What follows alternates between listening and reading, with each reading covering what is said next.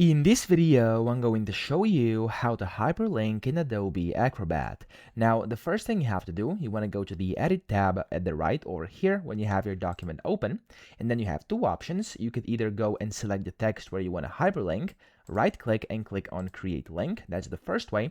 Or what you could also do is click on Link up top and then add or edit web or document link, and you can just basically select where you want it. So, for example, over this, I can just draw it like that. There we go. And it's going to open up the same exact panel, okay? So as you can see, if I do it like that or the other way, the same panel will open.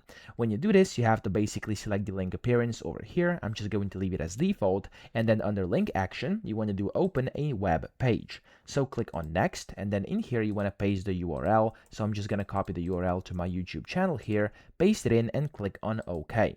Whenever you do that, as you can see here, this is now working. So if I close it and if somebody clicks on that, it's going to take them directly to my YouTube channel, okay? So I hope this video helped you out. If it did, please subscribe to the channel and help me out as well.